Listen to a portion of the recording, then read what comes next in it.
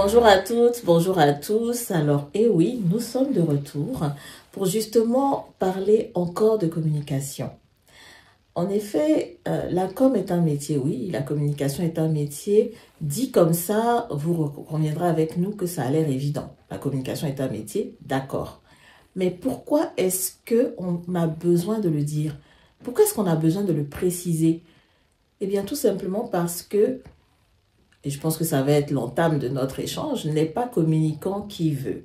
Alors, j'ai le grand plaisir d'être encore avec mon cher ami Frédéric. Salut Sandrine. Comment tu vas? Je vais très bien, je suis ravi, heureux de te recevoir à nouveau dans nos bureaux. Écoute, moi je suis tout à fait contente d'être de retour dans tes bureaux. Alors Frédéric, la com, c'est un métier. Alors la com est un métier, on n'arrête pas de le dire, mais c'est vrai qu'à un moment, peut-être qu'on peut aussi attendre des explications pour bien permettre de comprendre, ou de faire comprendre d'ailleurs à ceux dont c'est pas le métier, pourquoi la com est un métier. Et comme tu l'as dit, d'abord, n'est pas communicant qui veut. Bien sûr. Alors c'est vrai que je sais que dans certains pays francophones, on fait une grande nuance entre communicant, communicateur, communicologue, peu importe. En fait, si on parle de l'aspect professionnel, de la vision professionnelle du métier, n'est pas communicant qui veut, parce que les compétences, ça tombe pas du ciel, pas plus en communication qu'en comptabilité ou en médecine. Alors, tous les métiers n'ont pas à être comparés, je suis bien d'accord, mais voilà, la communication, c'est un métier.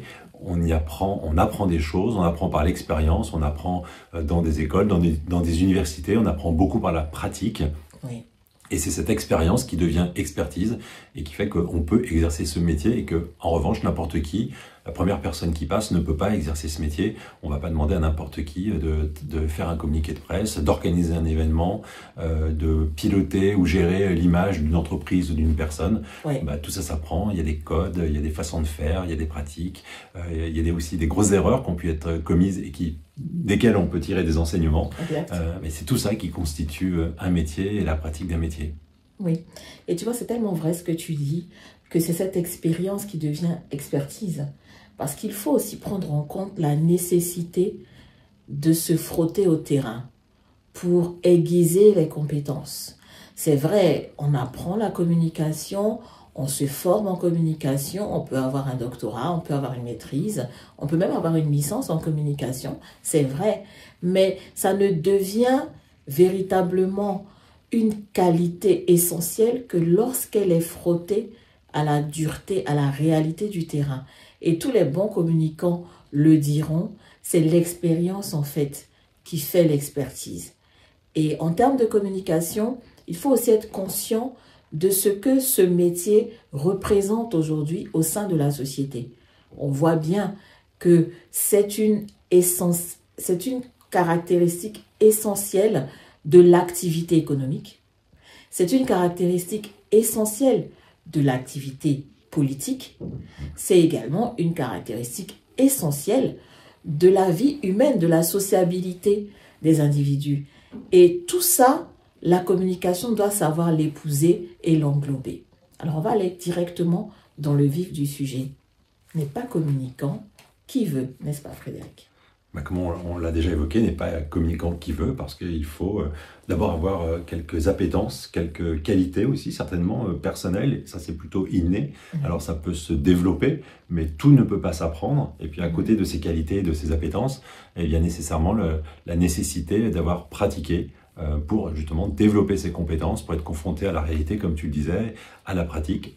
Je le redis, avoir commis des erreurs, ou avoir appris en tout cas d'erreurs, des siennes ou celles des autres, d'une équipe dans laquelle on travaille.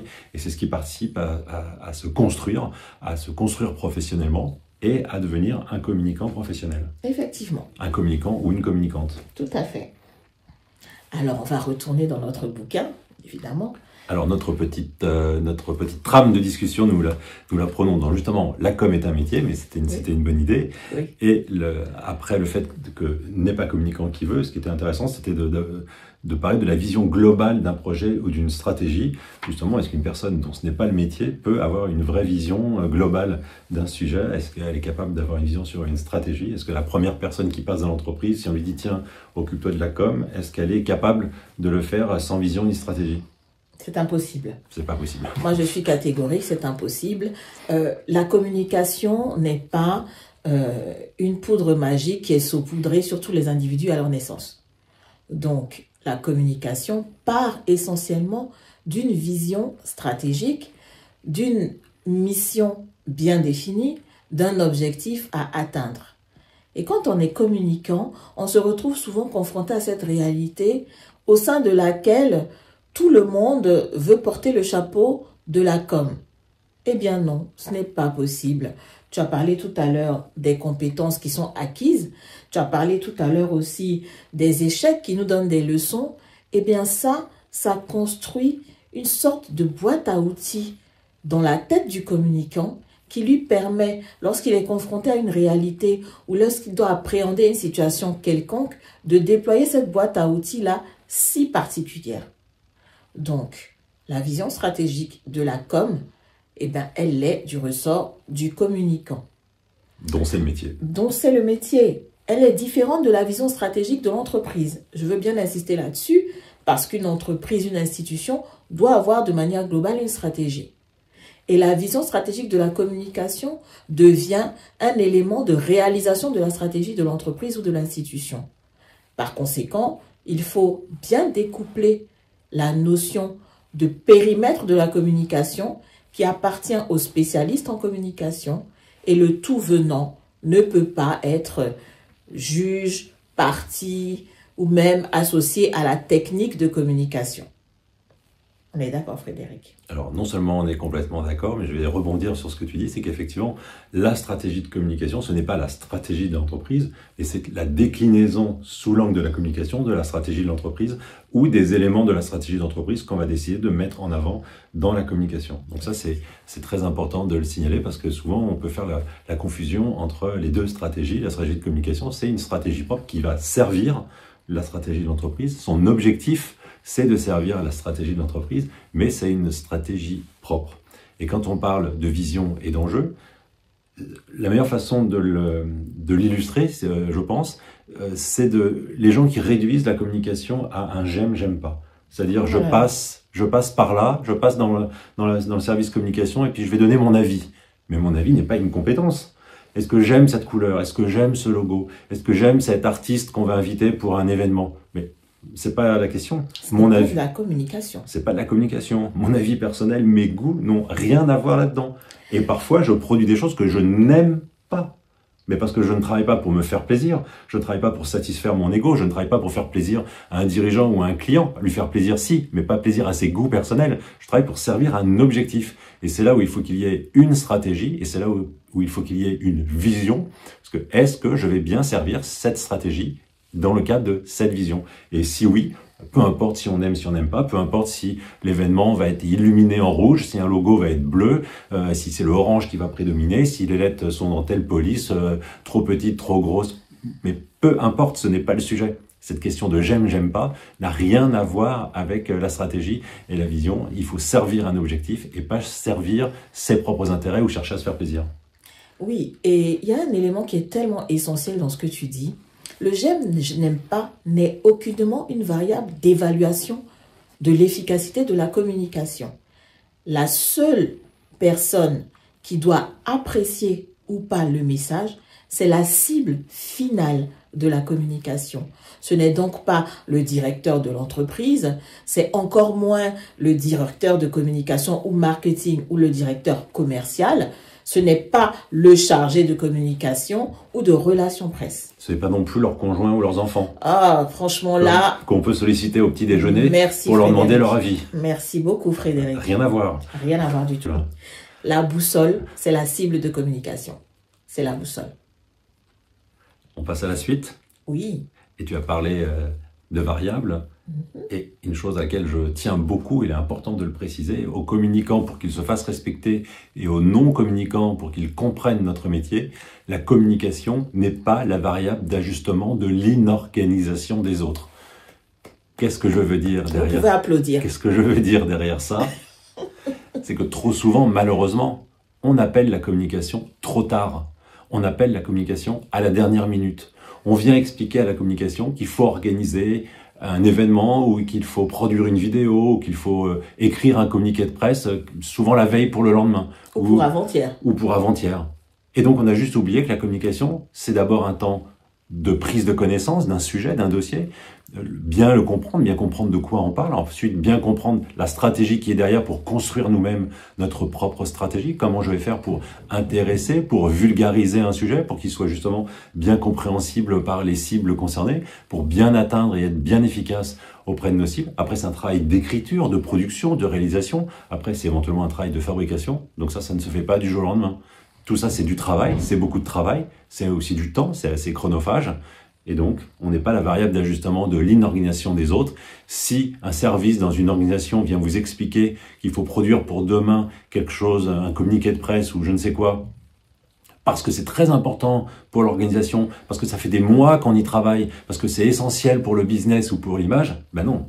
Si c'est très important et si ça fait des mois qu'on y travaille, ça veut dire que ça fait des mois que la communication a été associée et on ne l'associe pas à la dernière minute, comme si par magie, tout d'un coup, on allait faire des miracles et faire une parfaite communication. Non, on ne fera que du mauvais travail si on travaille dans ces conditions. Alors vraiment, merci Frédéric. Je n'aurais pas dit mieux. À un moment donné, il faut comprendre quelque chose de très important. La communication, c'est de l'énergie investie. C'est de l'énergie à deux niveaux. De l'énergie créative et de l'énergie physique. Donc, on doit investir une masse d'énergie pour avoir des idées. Et je ne pense pas que tout le monde sur la Terre puisse avoir des idées à la seconde.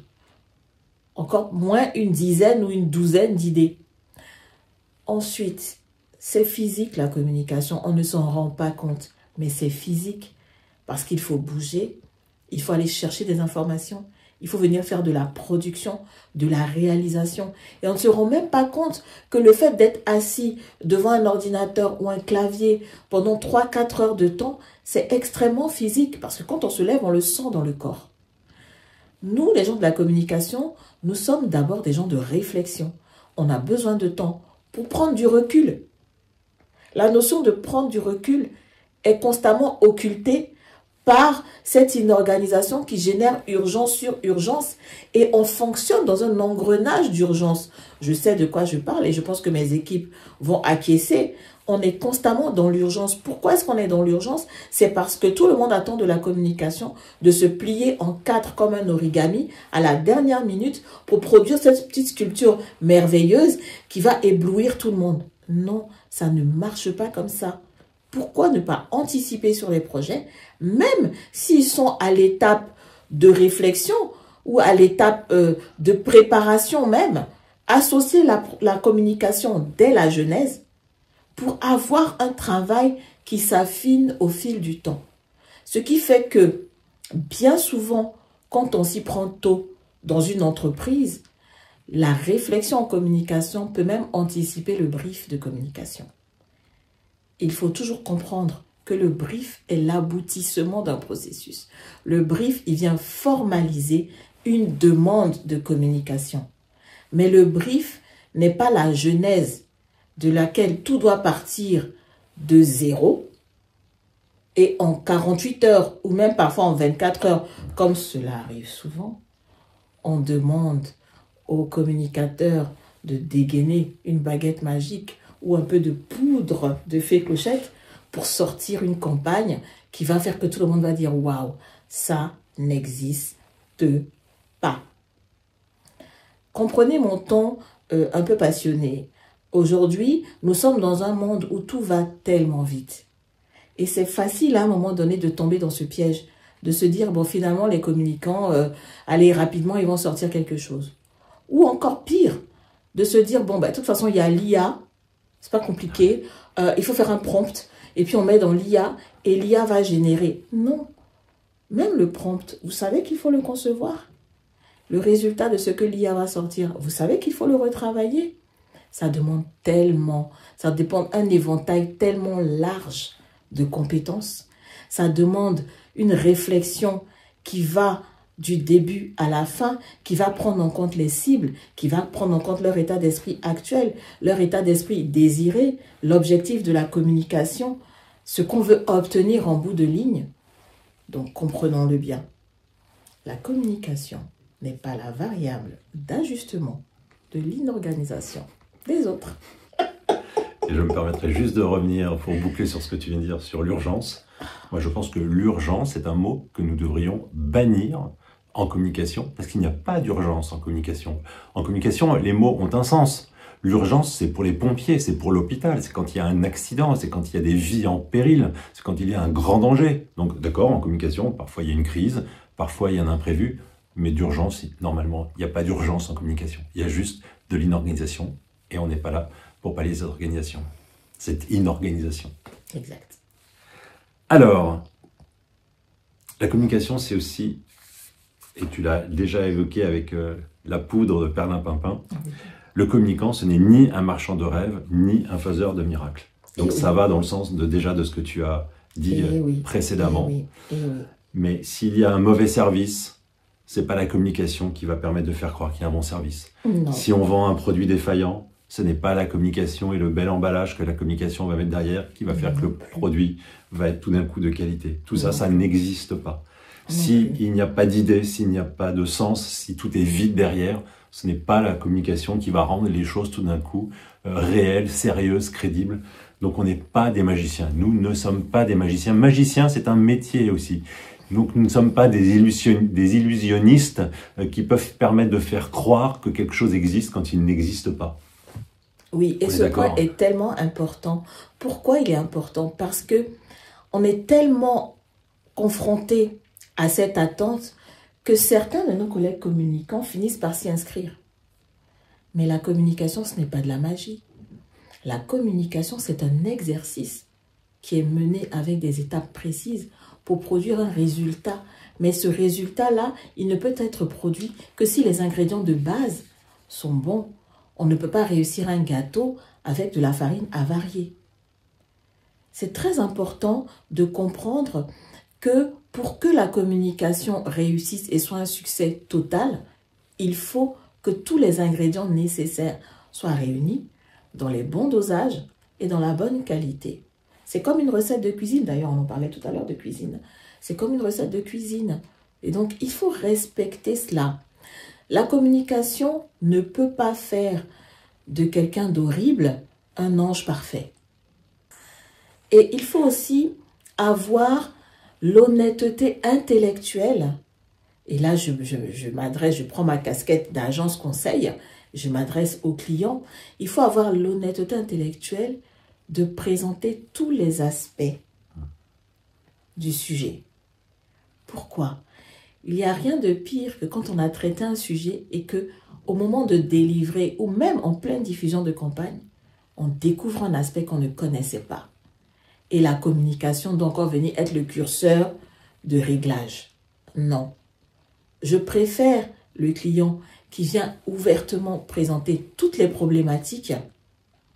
Ça permet à l'expert en communication d'anticiper et même de trouver une manière de gérer les problèmes et de les intégrer dans l'équation. Autrement dit, de pouvoir adapter un ingrédient ou ajuster une quantité ou même faire de la substitution. C'est très important et l'analogie avec la recette de cuisine pour moi est vraiment capitale. On ne peut pas s'asseoir à table et se rendre compte qu'en fait on aurait dû mettre du sucre et on a mis du sel. Donc la communication, ce n'est vraiment pas du tout de la magie.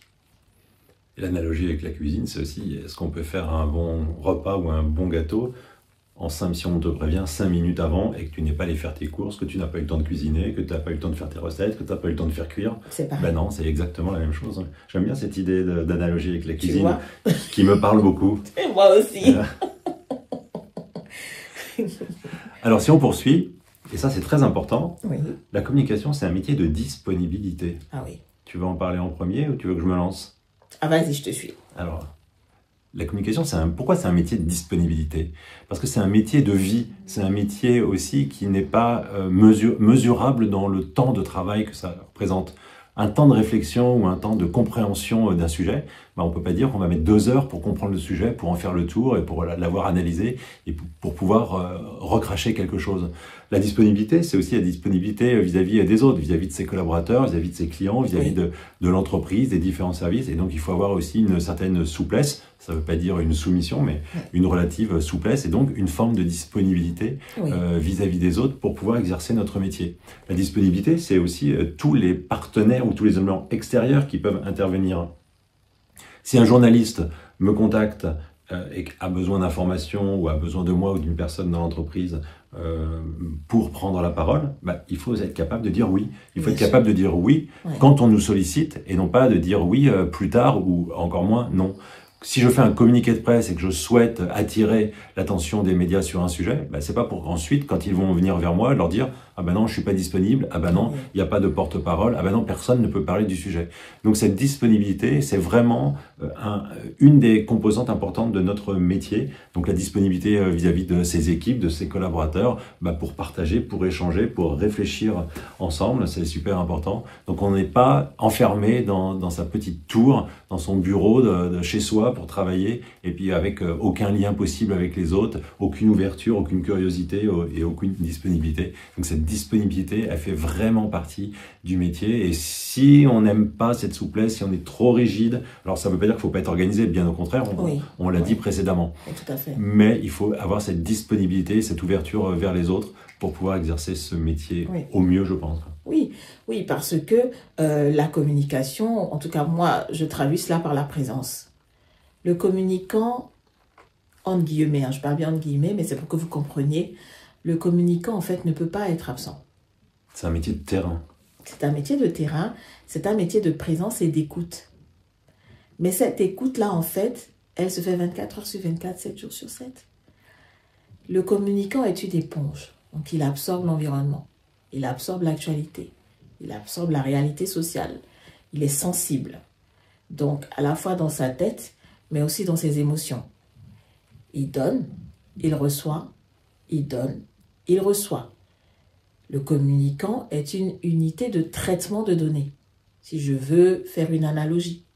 Et donc, on ne peut pas dire qu'on traite des données de 8h à 11h et ensuite on arrête, puisque l'être humain fonctionne de manière constante. Même pendant le sommeil, les scientifiques ont prouvé une très forte activité intellectuelle. Donc, il faut être conscient de cela, surtout quand on aborde ce métier. Et moi, je le dis souvent aux étudiants qui veulent choisir la communication. Je leur dis, écoutez, il faut que vous compreniez qu'il est très difficile dans ce métier d'avoir des horaires fixes. Il est difficile dans ce métier d'avoir un temps de travail sur l'année qui est semblable à, par exemple, celui d'un fonctionnaire ou d'un enseignant, par exemple. Non. La communication est une matière fluide. C'est une matière fluide et vivante. Donc, elle a un cœur qui bat, elle a un cerveau qui réfléchit, elle aspire de l'air, elle rejette de l'air. Attention, soyons-en conscients. Ça ne veut pas dire qu'il faut en abuser. Les communicants ne sont pas là pour être agités à tout moment, à toute heure du jour ou de la nuit. Non. Mais ça veut dire que celui qui est communicant doit être disposé à être disponible. J'aime bien la formule. Et pour faire le lien avec ce dont on va parler pour finir, on peut revenir aussi sur les réseaux sociaux. Il y a l'ère des réseaux sociaux, et donc à l'ère de l'immédiateté. Et c'est vrai que quand il y a une crise, et ça va faire le double lien par exemple sur les réseaux sociaux, même si la crise intervient en dehors des horaires de travail ou d'activité, on ne peut pas dire on attendra demain matin ou on attendra dans 48 heures parce que c'est le week-end et que maintenant, parce que l'activité, elle, continue d'exister et donc on va totalement perdre la maîtrise de sa communication si on n'a pas cette réactivité, cette disponibilité. Exact. Alors, encore une fois, ce n'est pas une soumission totale, mais c'est une disponibilité, c'est une adaptation à la situation et au temps qui est permanent et immédiat. Exact. Et notre lien, c'était donc celui de la crise, parce que la crise, c'est une dimension particulière de la communication. La crise, c'est peut-être ce qui réunit le plus d'exigence et d'excellence de la communication. Donc on devient un communicant de crise, évidemment en ayant pratiqué la crise, mais aussi en ayant beaucoup de pratiques de toutes les autres facettes de la communication. Et cette crise, elle a un énorme avantage, je pense. C'est un plus pour nous, les communicants. C'est qu'elle participe vraiment, très sérieusement, à crédibiliser notre métier. Quand on est purement sur des aspects créatifs, artistiques, là, je le disais tout à l'heure, il y a beaucoup de gens qui viennent donner leur avis comme si avoir un avis avait été une compétence. Quand on rentre dans la gestion de crise et de la communication de crise, alors là, il y a beaucoup moins de gens qui viennent se mêler de nos affaires. Ah oui, parce là, on est que des grands spécialistes. il faut laisser ça aux spécialistes de la communication. Il y a des coups à prendre. Donc évidemment, donner son avis sur la couleur d'un logo, là, il n'y a pas beaucoup de coups à prendre. Mais donner son avis sur la façon de gérer une communication de crise, c'est beaucoup plus compliqué. Et quelque part, il faut aussi, nous, communicants, savoir se saisir de cette opportunité de reconnaissance de nos qualités professionnelles qui parfois sont omises. Quand il s'agit de gérer une communication de crise, tout d'un coup, on devient des professionnels reconnus, exemplaires. Voilà, donc c'est cette dimension crise, il faut aussi savoir en profiter. Oui, alors la crise, elle a cet avantage, comme tu dis, de faire peur. Ouais, La crise fait peur à tout le monde. Mais le communicant, lui, il sait comment aborder une crise. Ensuite, naviguer pendant la crise et finalement faire accoster le bateau à bon port, c'est-à-dire quand la crise a été apaisée.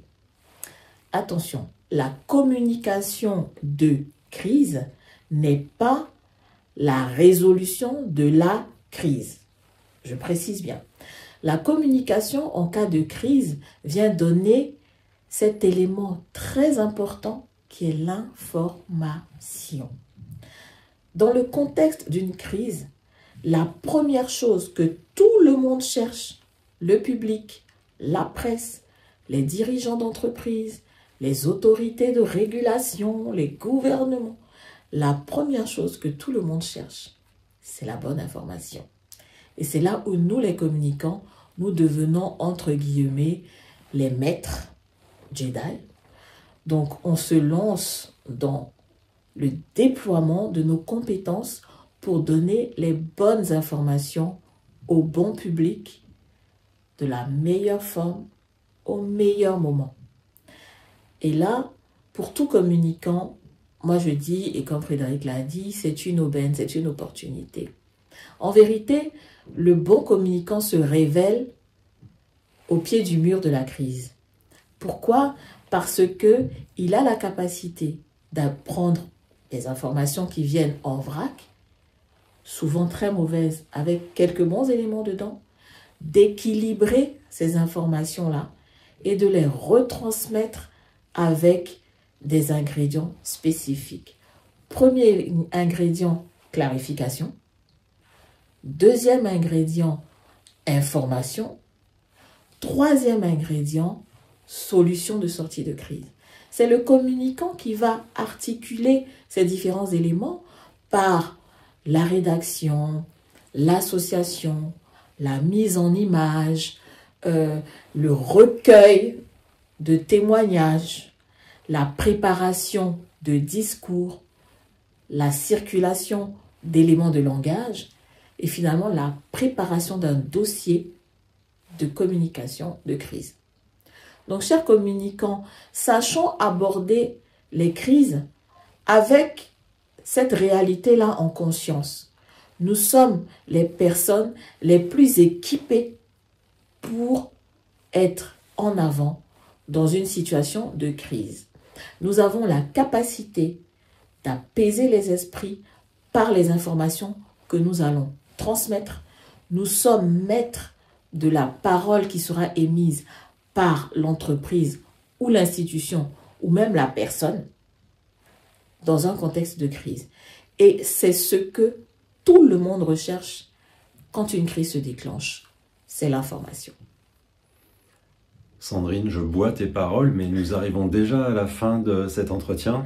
Oui. Il faudrait renouveler plus souvent parce que moi, c'est passionnant de t'écouter. Hein. On essaye de conclure cet échange. Oui. Ce que nous pourrions retenir en conclusion. Oui.